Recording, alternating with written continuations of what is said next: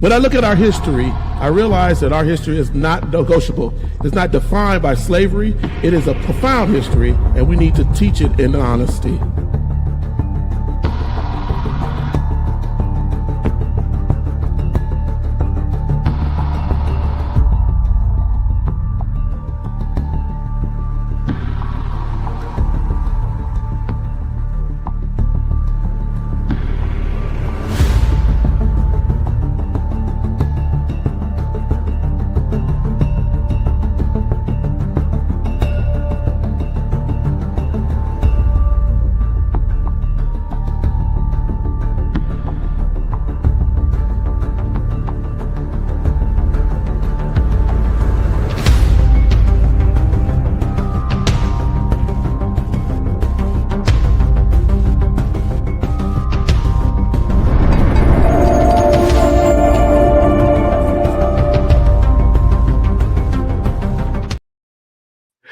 Good evening, everyone. Good evening. Good evening. Welcome to the Erudition Network. It is Thursday. I have not been with you all for a couple of weeks, so I wanted to make sure I got on here tonight to do this interactive session. I'm very excited to be back with you all. Whether you're watching, you come in and you interact with the interactive live, or whether you watch it as a recording. I'm just happy that you were willing and wanting to prioritize your history and understand who and where we come from. And that is the purpose of this program.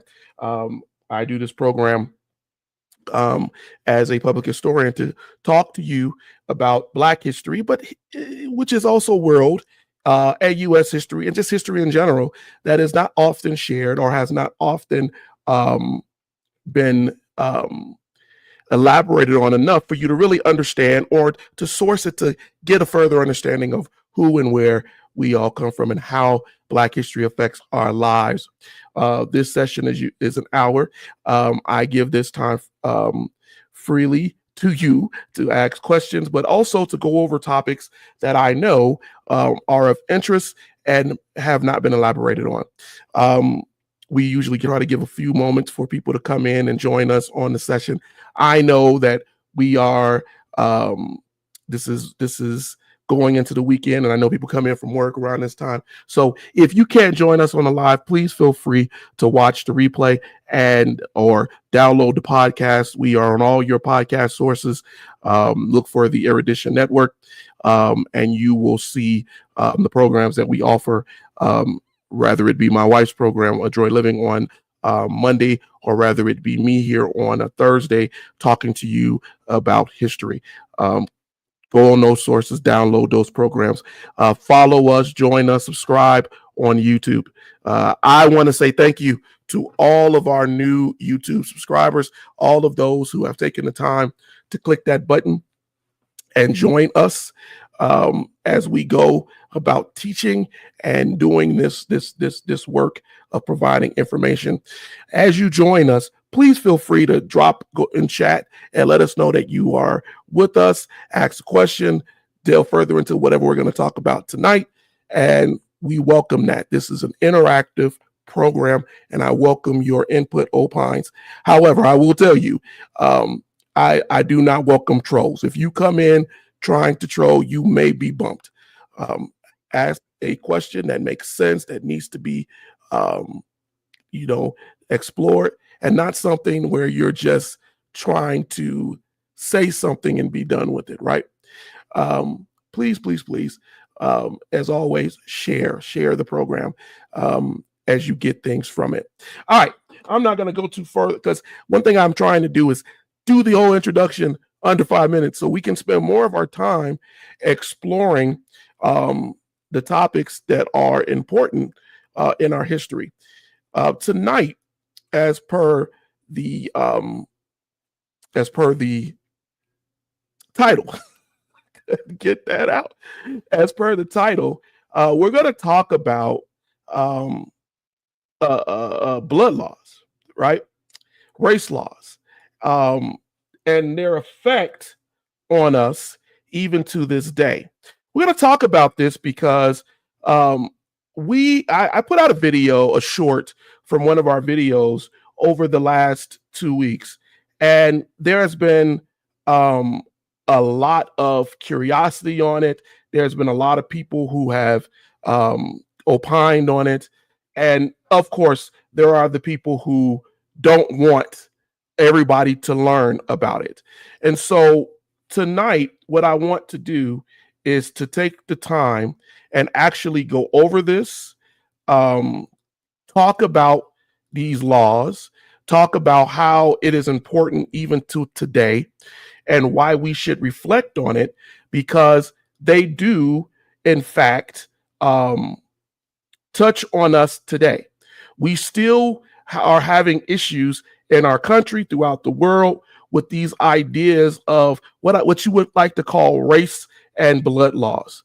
Um, and so we want to go in there and do an exploration of that today, and make sure that we're all on the same page. There were a lot of people who were questioning about it. The clip actually stated a fact of that. Good evening, Sean Anthony. Thank you for joining us. Thank you for joining us tonight. Talked about the Nazis and how when FDR tried to send messages back to the Nazis on their treatment of Jewish people, the Nazis replied in many ways, not just one way, but Goebbels and others replied, Mississippi. They pointed to the civil rights laws and the things that were going on in America, thus calling America a hypocrite. How can you damn us for what we're doing to the Jewish people, when in fact you have done the same and even worse to indigenous, to black, to Asian, and you were and at the time continuing to do it. And so there was this discourse, right, in the chats on YouTube, and you can go and look that up yourself, talking about how people telling me that that's not true. Folks saying that that's not a fact. Folks saying that this doesn't make any sense. Folks hiding from history. But the truth of the matter is, Hitler admired U.S. immigration. He cited it in his book, his famous book, Mein Kampf. He talked about it. He felt that the Americans were on the right path. He said America was pushing the path of the one state, moving to a racist legal order that would allow the whites to have power. And despite their pushback to America, they also saw America as a global power and praised it before the war as a race-based law power. They praised the Jim Crow laws, the black codes, the anti-miscegenation laws. They talked about how America would keep people in a second-hand citizen status. So all of those who were saying that this wasn't true and that it didn't make sense need only go back and look at Hitler's own words. Look at his own words. Americans at the time, before World War II, and even before World War I, were practicing eugenics. They believed in eugenics, the purity of blood. People like Madison Grant, look him up, Latrobe Stoddard, they were read, they were cited, they were praised in Nazi Germany. Madison Grant wrote a book called The Passing of the Great Race. This is important because Hitler is quoted as referring in his writing to Madison Grant's book as his personal Bible. praising Americans for the things that they were doing on race. So it's not that we're making up this this thing and telling you something that is not historically accurate. We're telling you this so that you understand how these things work and how they have worked. It is what it is. And so when I am confronted with people who tell me, Eddie, what you're saying isn't right, or what you're saying it doesn't make sense, I can only tell you this. You have to understand that this was the way that people did what they did back then. This was the thought throughout the entire world. This is the reason why countries throughout the world, not caring that the Germans were oppressing the Jews, had quota systems and did not want people to come over. People who, I call them people because they called them Jews. They couldn't get them out fast enough. And because no one wanted to take them when they were telling them to leave, then they used them as slave labor, and then they killed them. And they took those cues from earlier American times. That is the fact. So I say all of this as the lead in because I want that to be established. I don't want you listening to liars and misanthropes who will get on and tell you something that they know isn't true. So let's just get that out there in the open right now before we go into other parts of this. Right now, I'm opening up a document. There's some things I want to show you tonight, some things I want to share with you tonight, visually. So we're going to open up some of these things. See if I can get it open.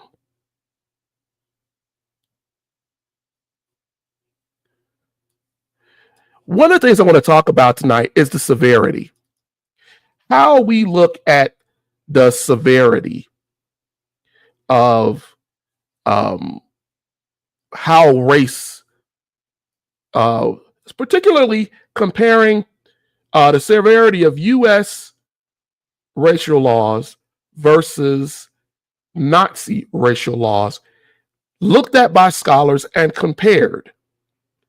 And so one of the things I want to first show you tonight, and I'm trying to open it and it's being stubborn, is that we're going to look at the severity of how that was done. And then for you all who say, well, this is just old history, we want to tie it up in a bun for you as we close the program and show you why it's important that we know this history as it is still affecting our current status and mentalities in the world today. We're still having people leaning into these horrendous, atrocious laws, and there is connection to it. Again, if you're joining us tonight, please let us know who you are in the comments and let us know that you're here. Thank you. Let's look at this. So the first thing we look at is miscegenation, right? Or what they called marriage restrictions.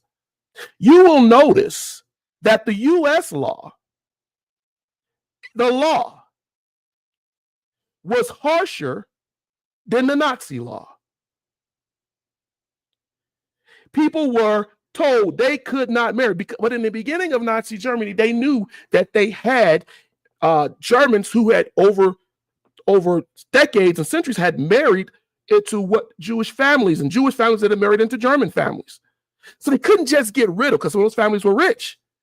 So what they did was they allowed certain things, but you had to have a certain amount of drops. Sound familiar? Amount of drop of blood that would allow you to be considered a full-fledged German, or close to a full-fledged German. So the Nuremberg laws went out of their way to try to establish what was permissible and what wasn't permissible by marriage. But the Americans told you no. Blacks and whites would not be married.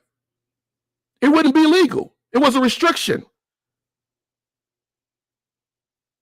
Penalty being locked up, put in jail, property taken, everything taken from you. The severity of their racial classification laws. What is black and what is white? Remember what I told you, what I just said. The Germans felt that they needed to keep hold of some people, so they didn't classify everybody as sub, not in the beginning. But the Americans had already established this.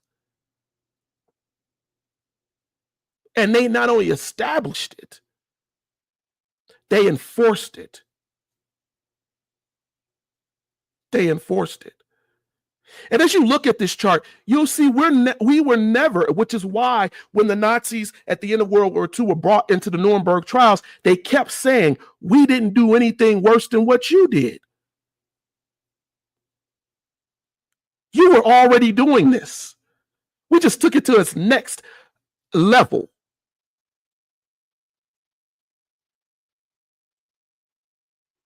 That is what they did. So when people say it doesn't make sense, this couldn't have happened, but it did. Legal segregation laws. Of course, we know in America that was horrible.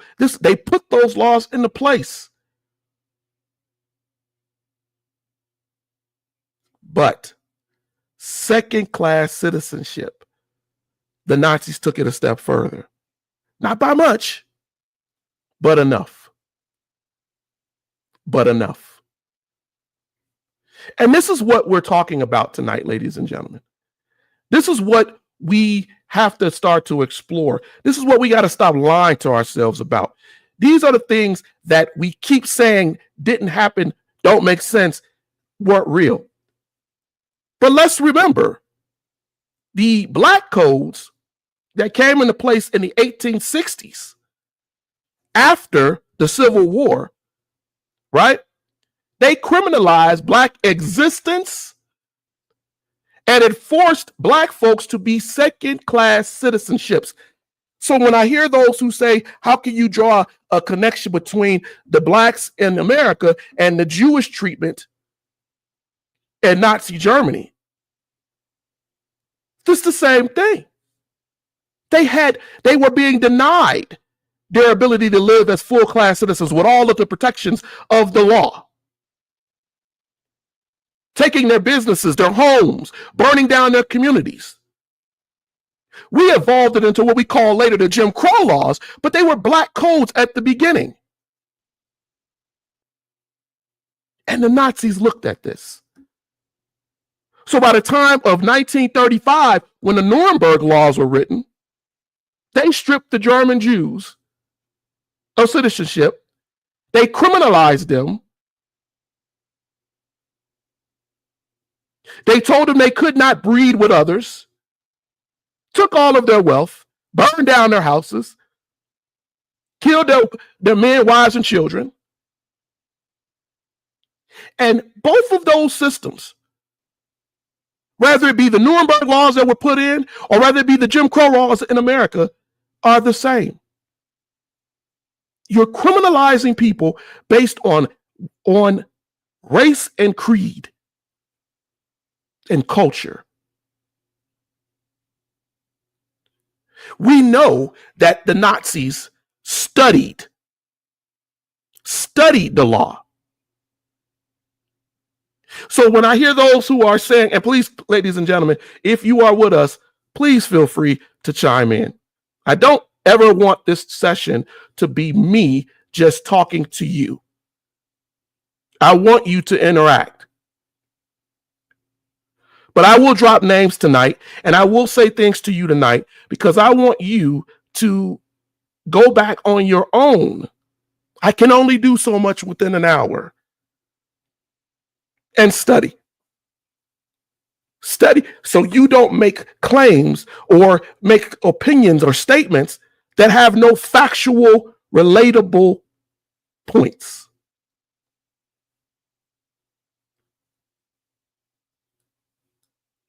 The Nazis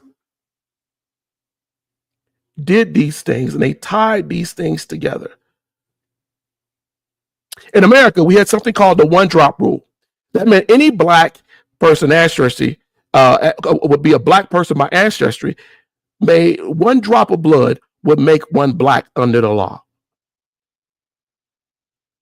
That was the law put into place. Funny part is, the Nazis in the beginning saw that as too extreme. They saw that as too extreme.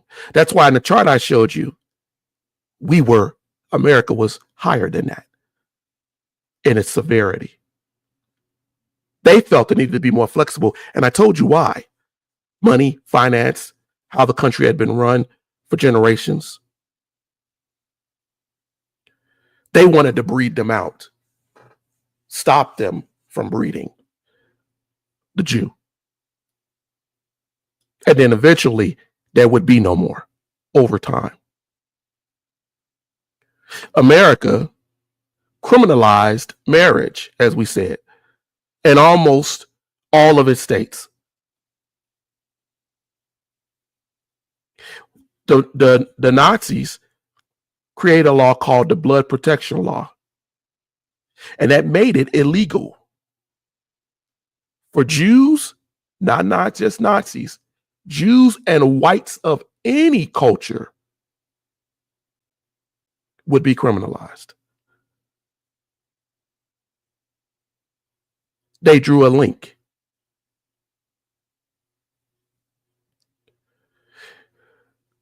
When you look at the race-based quota system that I talked about earlier, that didn't allow Jews to come into the Americas as they were being oppressed, or into Europe, or into other parts of the world where countries told them no, America had already passed in 1924. The Immigration Act of 1924 created a race-based quota system that would not allow people to come over here of certain races, only a certain amount of them. Hitler praised it in Mein Kampf as being the next evolutionary step in removing subhumans. The connections are everywhere, but we tell ourselves that they don't exist. We tell ourselves that these things aren't real. Let's look at the people and the political connections and the people who influenced us. There was a man named Heinrich Krieger. Heinrich Krieger was the Nazi lead scholar, the legal scholar that wrote up a lot of the Nuremberg laws. You know what he also was? He was an American exchange student. As a matter of fact, he went to Arkansas Law School. And he is the one who wrote up the laws, cataloging the anti-miscegenation, the segregation, and the citizenship laws.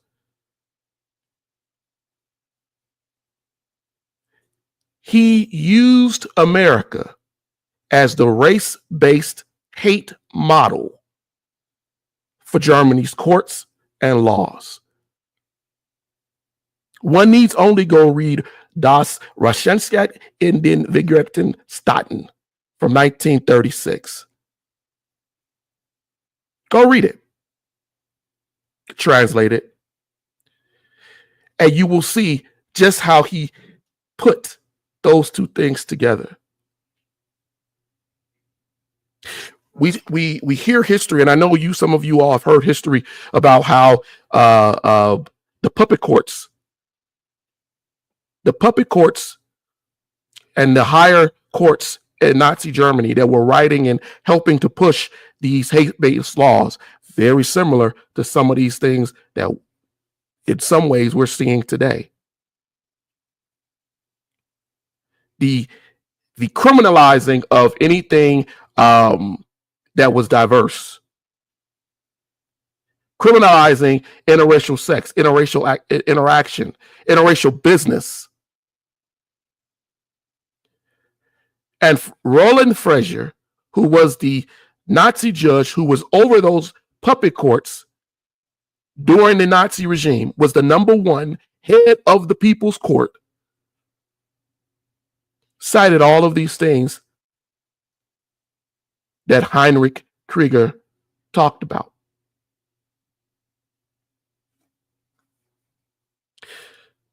Michelle, thank you for joining us. Glad to see you. We can't keep telling ourselves that these things don't exist. These things didn't happen. They happened around the same timeline. Nazis came to power during the Depression era. FDR was in office during the Depression era, most of it. And people were looking for leaders and changes in law to help them. And we can even look at our own politicians. Go up and look up Senator Theodore Bilbo. He was the senator from Mississippi. Go figure. He cited the one-drop rule, right? And he praised the idea that it had inspired Hitler. He argued, this is one of our senators, against anti-lynching legislation. And just like so many people, even today, and the eugenics of yesterday, right? He argued for the essential need for racial purity and its legal protection under the law.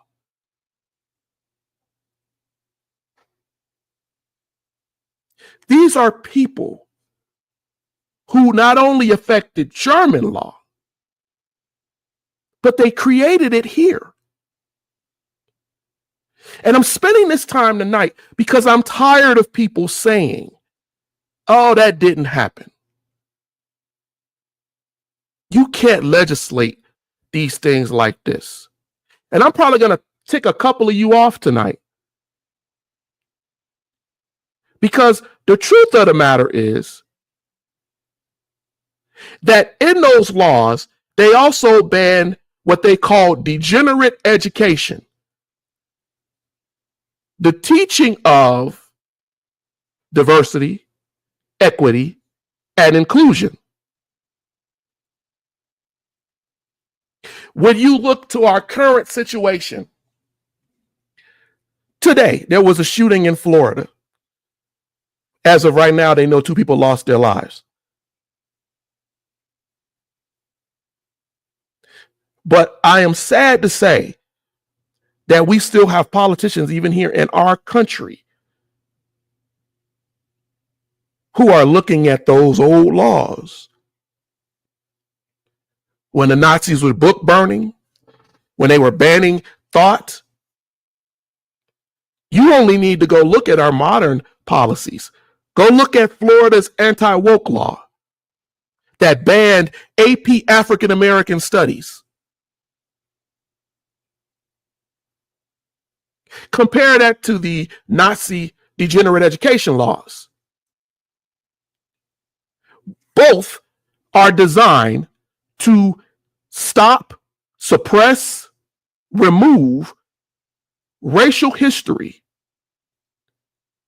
so that they can sanitize what happened and allow more racial oppression and ideology to continue, to not make people feel bad by the racial inequalities and decisions that were made.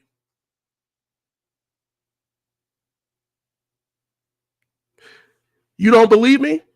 Let's go further. I'm going to give you names of people that's been in the news, because this is structural racism, legal dehumanization. This is all the things that the Nazis did that we're still, and we should have learned. We had a war. People died. Whole countries were invaded. There was a genocide. But we're taking the mentalities from these laws and we're still using them because the orchestrators of the original ideas are in this country. They were in this country. We only need to go back to our laws. Look at Governor Greg Abbott in Texas's Operation Lone Star, where everybody was for it because he was targeting migrants and they were using military force. They were pouring out water. They were doing things. They were putting up things in the water to block people so that they could possibly drown. And he did this as a governor. How is that different than what the Nazis did with Jews that didn't allow them to get out of Europe, and what the Nazis call race purity zones and purification borders? You couldn't come in. You couldn't get out. And those who don't meet our criteria will not come in. And we say, well, it's a legal thing. But it's a humanitarian thing if you're killing people or inflicting harm on them. And here's the thing. You didn't do that. There weren't governors in the northern states who are using military people to bash in things and harm Canadians.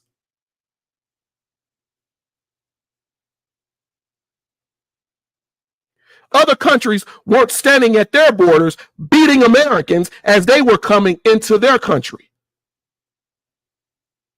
And so then we create what is called a legal dehumanization and escalation. And we pinpoint certain ethnicities and we mimic the same racial enforcement that was done by people we called inhuman, who did dehumanizing things to people. We still say that being a Nazi is atrocious, but we use Nazis' mentalities and mindsets to do what we're doing.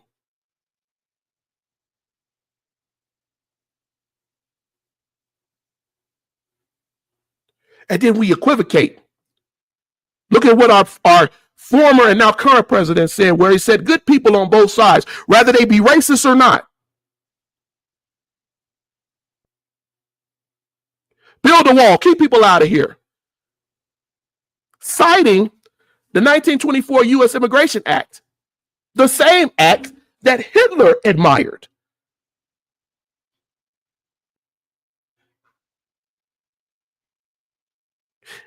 Using rhetoric that is separative, that is dangerous, radicalizing people as gatekeepers, and telling them that if other folks come across here, they're all here to hurt you. That is the same mentality that Hitler preached against the Jewish child, mother, and father. You don't believe it? Go read Mein Kampf. The idea to purge them, even at an adolescent level, so that they don't interfere with whatever we're doing. But we're good people.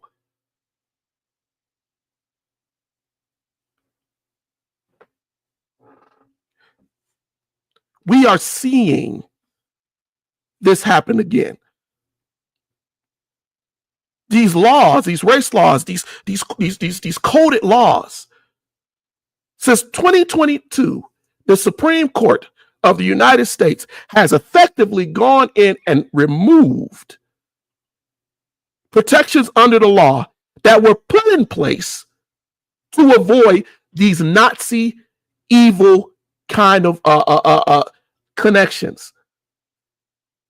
Affirmative action came into place because we were keeping people out of schools based on diversity, equity, and inclusion, based on their race, their creed, and their color. We were doing things to the Native American, to the Asian, to the Black, to the Irish, to the Italian. But we rolled those things back, just like we did right after Reconstruction, when we rolled into the Jim Crow era legal system all over the country.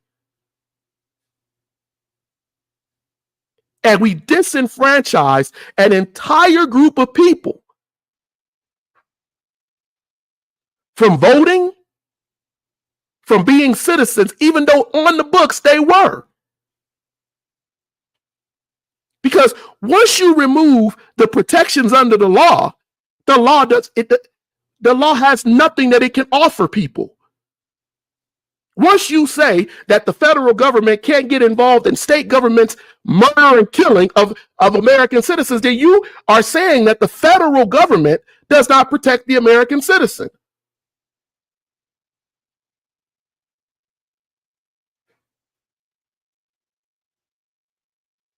The racial construct of America influenced Germany, South Africa, and other countries, and it transplanted these people with the idea that other folks can be the other, that these folks are the other, and we can do things to them. We can make laws. We can create studies. We can do medical things. We can do things under our coded language and law to harm.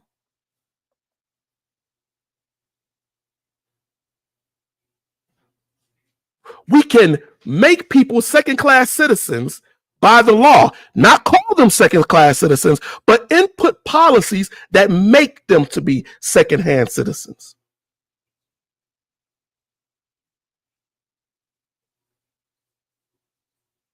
This subject has to be talked about, and there has to be a deeper dive into it, other than what we're trying to say to ourselves, that these things don't exist.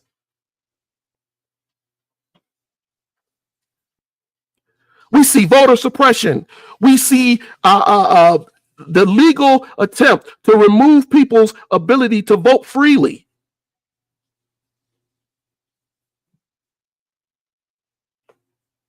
Let's talk about, because I don't want you to think we're just picking on one side here. Bill Clinton and our former president, Biden, came up with the whole idea of the repeat offender laws, right? The 3 strikes rule, this habitual offender. Those are the same kind of laws that even the Nazis put on their own people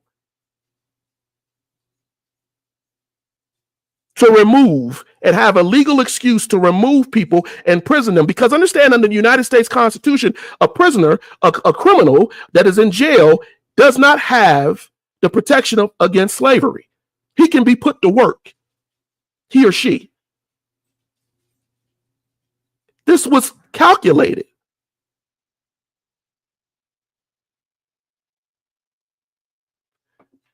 We learn these things in school to a minute extent.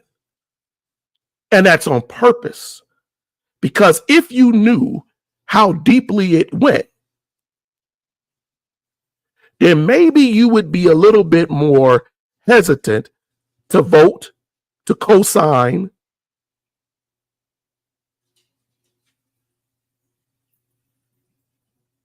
You would be hesitant. But as we see nowadays, that's not the case. That's not the case. I gave you people tonight because, as I said, this is an hour. But I want you to go back and look at these people. Not just the Germans. Look at the American actors, the people who we had over here. that inspired these race-based laws. And I may even talk about this again next week because there's not enough to get into all of it tonight.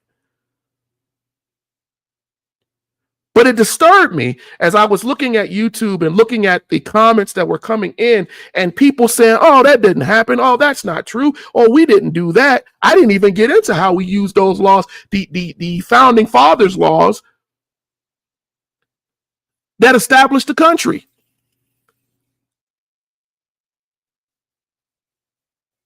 I didn't even get into that. And we could have gone there and we should, to talk about it. Because they used those laws too. They went back and looked at it and was like, well, hey man, you went and destroyed the American Indian. You made him promises and then you took and took and took and took.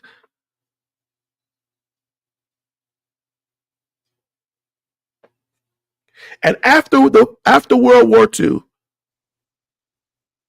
we told Germany, the American side of Germany, that we didn't want to talk about our eugenics and what we had done. We kept deflecting the blame to the Nazi. But if you go back and read the testimonies at the Nuremberg trial, you will hear Nazis say, wait a minute, we did what you did. Sterilization. The idea of making it so that they can't procreate. Imprisonment. Using those who we now termed as criminals as labor.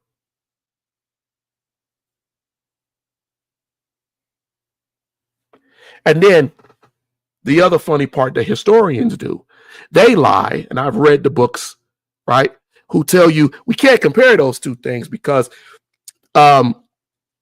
they were targeting people who were just as white as them. They weren't targeting black folks. It wasn't about color, as if that's okay. That you are racist, evil, and murderous on a cultural level, on a religious level. And then as a historian, as a predominantly white historian, to argue that, right, is foolery.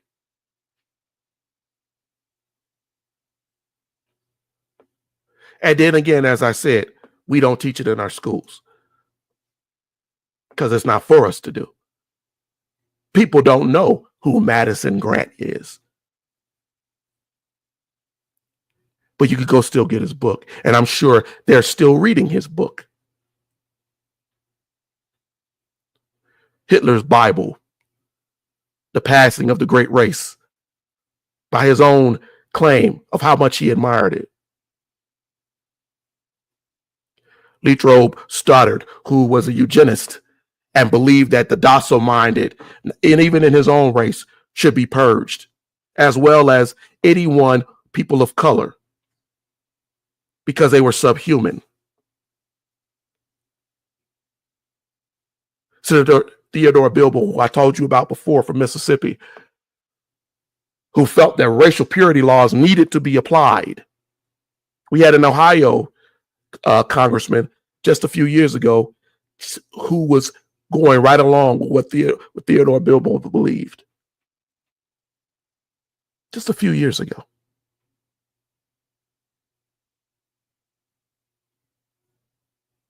We have to understand the connections. And we have to look at them historically.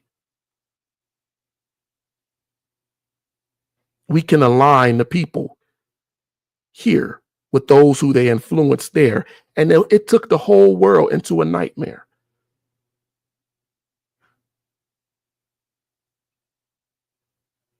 When the Nazis came up with the final solution, they decided to go away from the niceties of the Nuremberg laws.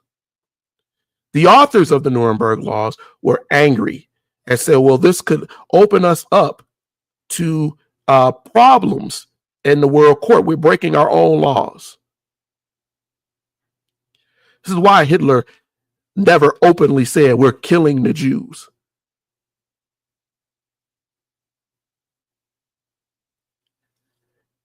They just put legal statuses in to allow the continual mutation into what later became the Holocaust. Just as the founding fathers wrote race laws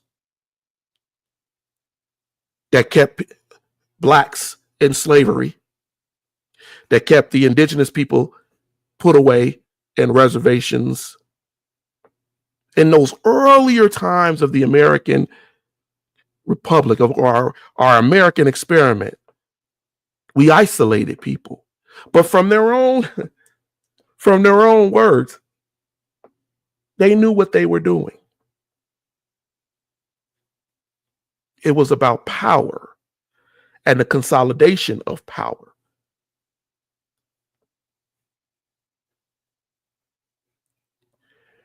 You all been very quiet tonight. Anybody got any thoughts? I'll hesitate for a moment to give you a time to put thoughts or whatever in it. I expect that if people don't necessarily participate here in the live, I expect to hear a lot of things coming across in the replay, or as people watch it on YouTube. But I definitely wanted to cover this tonight because I think that we are losing ourselves in the idea that these things don't exist. They don't have a place. And that's wrong. That's wrong, because we're seeing the maturation of what they're doing today. We're seeing it. The Nazis were big on mass incarcerations. That's what the ghettos were. That's what they were.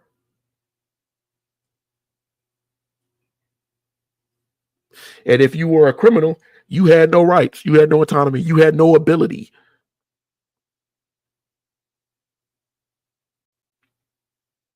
Your papers. We're now pushing the idea of you have to have certain amounts of ID to show that you are an American citizen, that you can travel from one place to the next, that you can vote. We're gerrymandering in order to keep people in what we call a second-class citizen framework. Because we limit your political power, your ability to go vote. We strip you of your ability to have functional communities by making sure we don't give you the policing, the legislation, and the state government or federal government's assistance, and ensuring that you can live as a full-fledged citizen. These are not just theories. These are real. We have people, Dylan Ruth being one, who went into Mother Emanuel Church and shot and killed Black people simply because he told them, I apologize, but you deserve this because you're trying to replace us. And that whole great replacement theory that we're seeing in the media. Fox News had Tucker Carlson on here talking about the great replacement theory, going over to Russia and talking about how things are so much better. And then we look at that in historical contrast to what the Nazis were saying. Their immigration policies, they're trying to replace us. The Jew is evil. We got to get him out of here. Whatever we do to him is okay because we don't want to be replaced.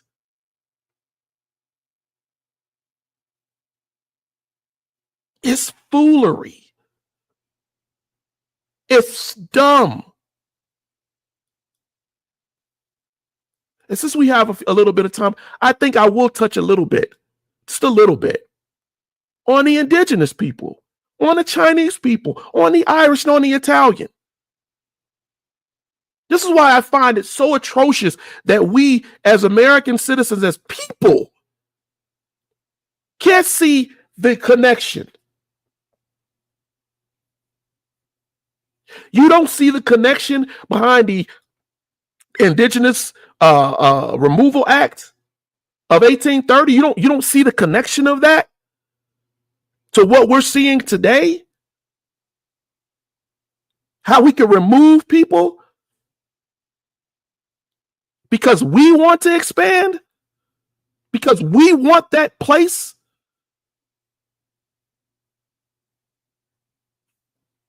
Andrew Jackson did an atrocity, and the Nazis admired it. They wrote about what was done to the Native Americans for the purpose of pushing racial purity. What about the Chinese Exclusion Act of 1882? The Page Act of 1875, which pushed people out of Asian culture. It's too many of them. They're doing too much. Specifically in the West.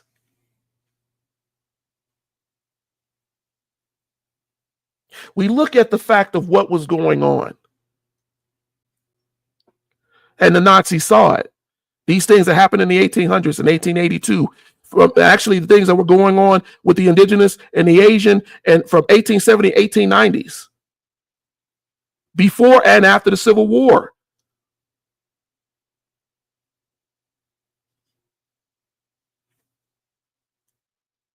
This is a fact. These are facts that we don't look into enough. It is. It's very important to understand, as Michelle said, how these two things relate. Because they do relate.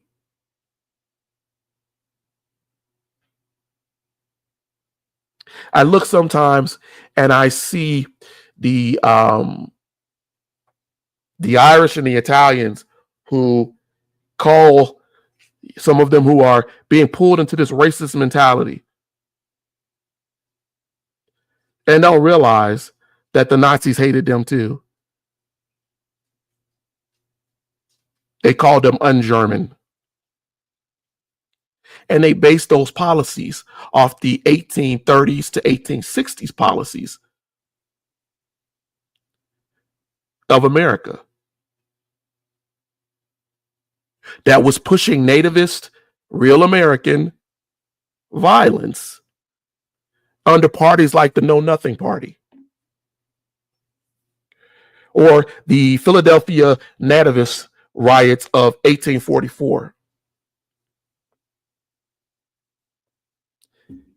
But then you look at what was going on in Germany.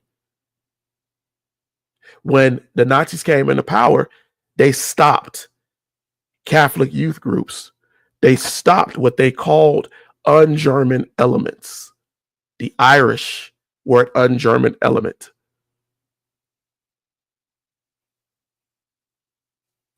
Mussolini with the Italians. So for those Italians who will say, well, no, Mussolini was friends with Hitler. Mussolini and the fascists in Italy, they did see the Germans, the Nazis, as their cousins, but they also saw that Southern Italians, based on what had happened with the miscegenation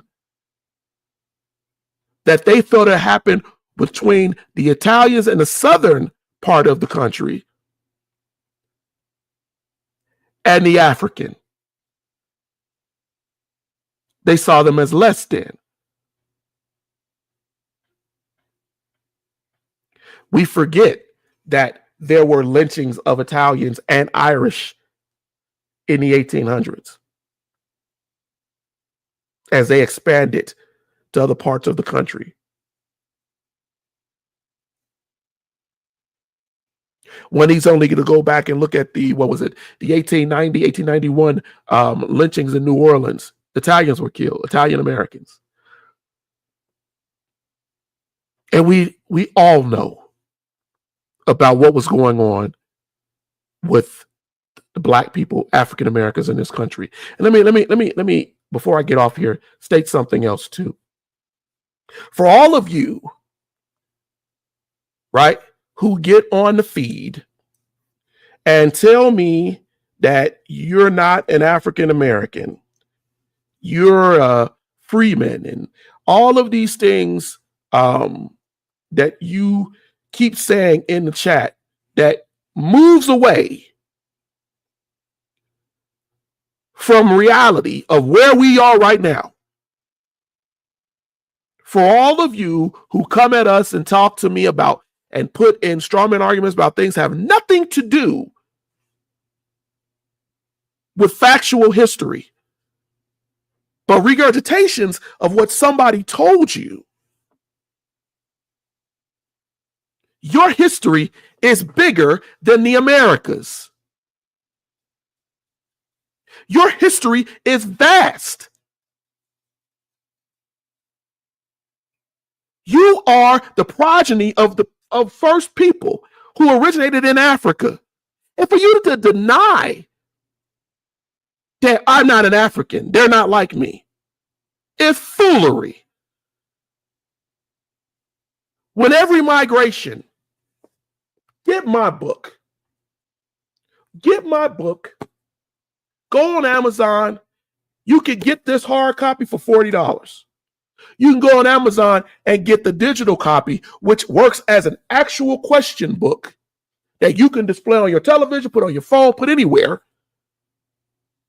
You can get that book, and in the very first chapters of this book, I start to talk to you about how we migrated, how we are connected,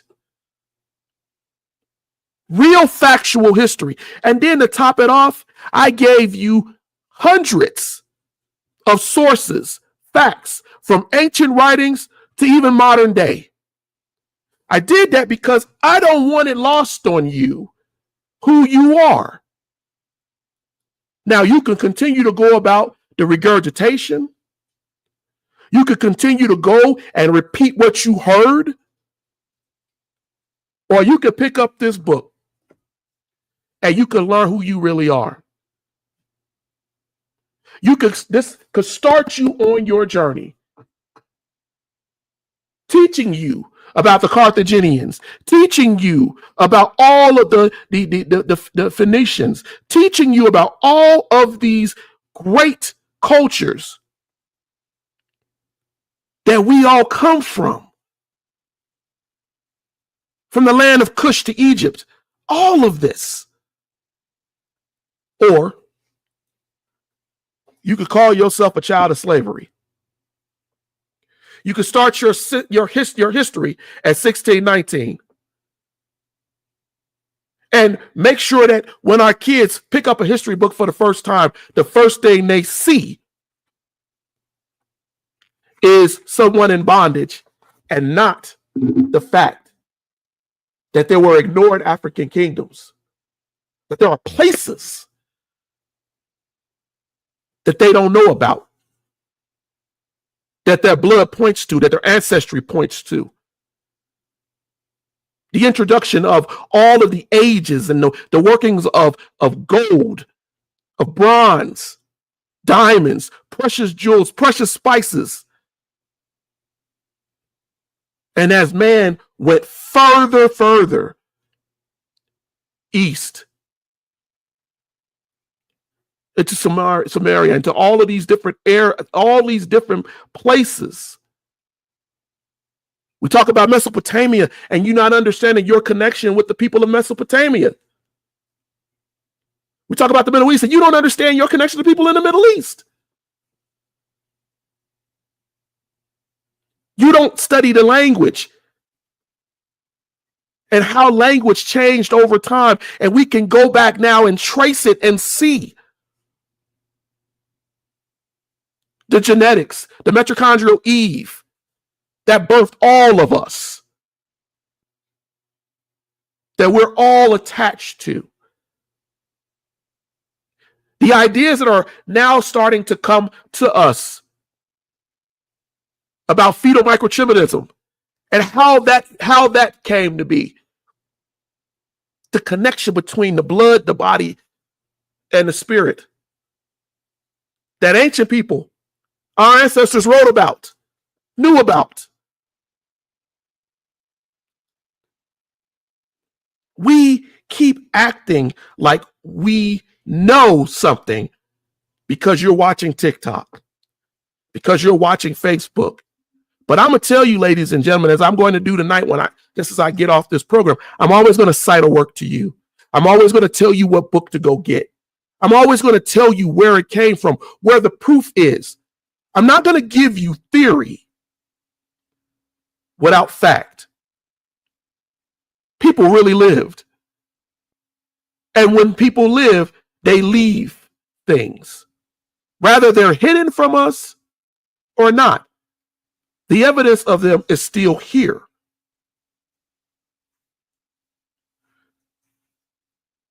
And I don't understand why so many people lie and then get on when actual people want to learn and discourage. I guarantee you most of those people haven't read Diodorus Siculus. I guarantee you most of those people haven't read the works of the Jewish historian Josephus. I guarantee you they have not read Stephanus. I guarantee you that they have not taken the time to read about Tacitus as he talked about the Carthaginian and Numidian wars. I guarantee you they have not gone deep enough to tell you who you are. Just like tonight, we're talking about these laws that started here, traveled overseas,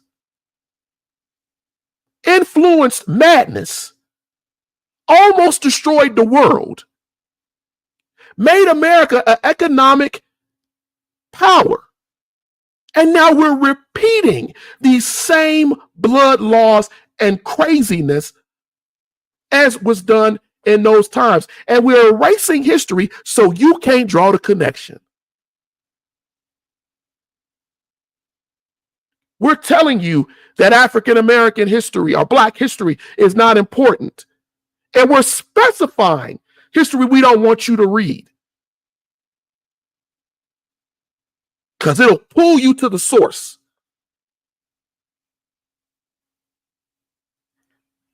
Every Thursday, I try to come on to teach history. I posted earlier, someone told me a while back, they said, you think you're something because you have a podcast or you do a show every Thursday with 4 or 5 people that actually watch it.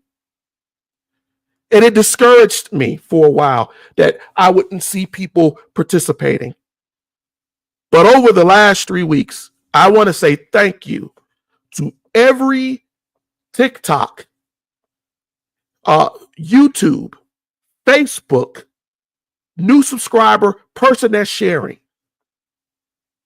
Because when I start to see 45,000 people heard my words, heard my wife's words, understand that we're trying to teach you something in truth and in fact, that encourages me. That made me want to go further with this. That made me say, it's not for nothing. It's not for nothing. We need to teach. They're denying our education every day. Further and further and further, we're seeing it removed. They're revisioning books. All of this is happening right in front of us. And we are sitting on here listening to people tell us that the world is not round. They're telling us that you can get to Africa through the Grand Canyon, and you're not actually going to go read and study ancient works. Historians have been writing for decades, Black historians, trying to inform our people, but you probably don't own their books. You probably don't own John Henry Clark. You probably have never picked up a Carter G. Woodson book. Maybe you never read a W.B. Du Bois book. And not to mention any of the ancient philosophers and people. You're not reading any of that. But you're telling people that they're wrong. that they don't know what they're talking about, that they're confused. I'm going to say this because I'm going a little bit over my time, but I'm going to say this tonight. Your history didn't start here under a whip and under chains. All of these great things that we use in our philosophy, in our math, in our science, our fractal knowledge, fractals. The African understood that.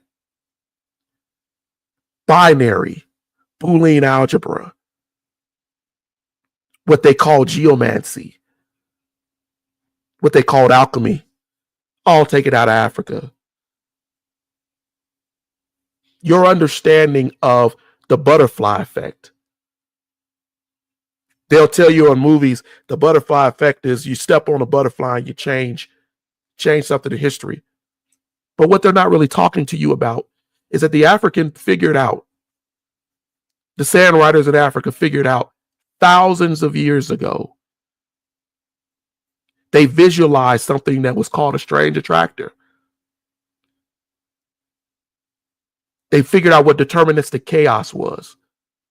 And we don't even know what it is today. Most of us couldn't sit here and tell you what it is. But we use it. That same math and science to predict the changes in the weather,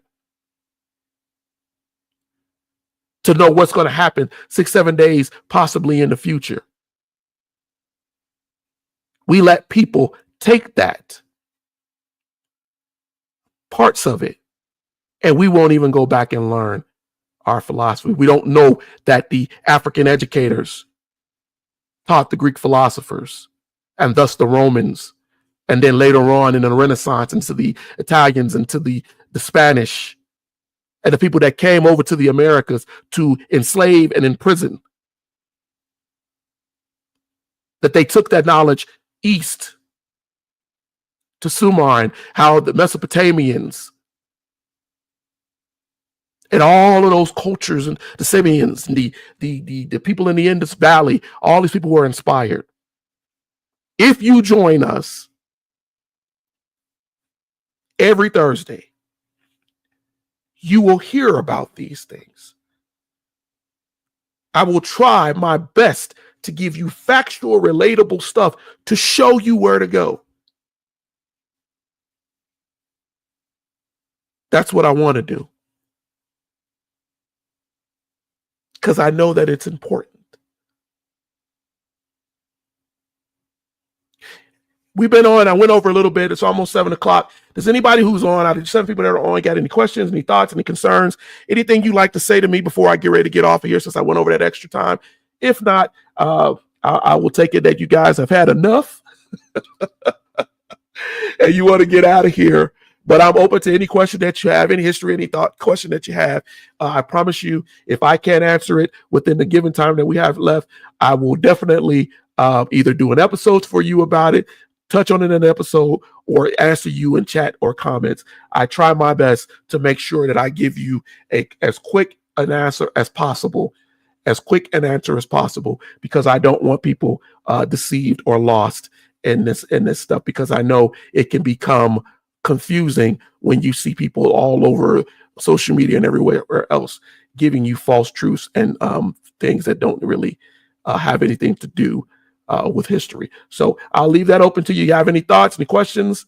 Heck, if you got a question, if you have gone and got this book, yes, I'm pushing this book because I am now actively back to getting the second book done. I had to take a little bit of time away from doing that. We're going to get the 102 Black History Questions Challenge, Middle Ages, out to you all real soon. But I wanted to definitely encourage you to go on Amazon and get that book. The Erudition Network. All you really have to put in is the Erudition Network presents, and I guarantee you, you will see that book on Amazon. And I want you to go get it. Rather you get the hard copy. Some people like hard copy books, or you get the soft copy. I want you to get that book. I really believe that once you get it, you will be informed. You will learn about Saba, Numidia, Carthage, Carthage and Kush and Exum, and you will know that your history did not just start under the chain and the lash, and that it was deeper than that. And so I want you to definitely do that. I'm going to try to put this link in here. And if you guys don't have any questions, I'm going to get out of here. Give me a moment here. Put that in there for you. You know, my mom told me one time when I was about the show, people don't ask questions because they don't really know what to ask, and that's fine too. I understand, but if you could do me a favor, if you can't do anything else for the Erudition Network, share the program, share the program. You can get us on podcast channels, Apple Music, Audible, Pandora, Spotify. If you just want to hear it as you're driving, you can obviously see us on YouTube, Facebook, and TikTok. I am going to start doing a live TikTok here. I haven't made up my mind what day we're going to do it. It will probably be Wednesday is what I'm leaning to. An hour on TikTok once a week so that we can start to clear up some of that historical mess that's on TikTok. And as you may or may not have seen, we are also putting a lot of shorts out on YouTube and on TikTok for you to really catch on and catch some parts of the broadcast. All right, y'all. I see you don't have any questions, so I'm going to get ready to get on out of here. I thank you all who joined us tonight for the live. If you did not join us for the live, but you want to join us for the for the replay, please leave a question and comments on YouTube, and I guarantee you, that's my dog, you will hear back from me. What was the last thing? Oh, if you want to help the Erudition Network, also we do have a Cash App. You can the Cash App is $, the Erudition Network. You will see the sign for the Erudition Network. Whatever you provide or whatever you could do, $, $5, whatever you do goes to help us with our mics, our cameras, as I'm trying to expand from getting behind this desk and show a little bit more, do something where we can have green screens, everything else. It helps us to purchase those things as we grow this network. All right, ladies and gentlemen, I promise you, I didn't expect to talk this long, and I apologize. You all have a blessed rest of your weekend. If you see my face on other social media, please share it on those also, Instagram, TikTok, and etc. But until the next time, God willing, we will be back with you next week. My wife on Monday and me on Thursday. I thank you for being with us tonight. You have a blessed and best rest of your evening and a great weekend. Thank you.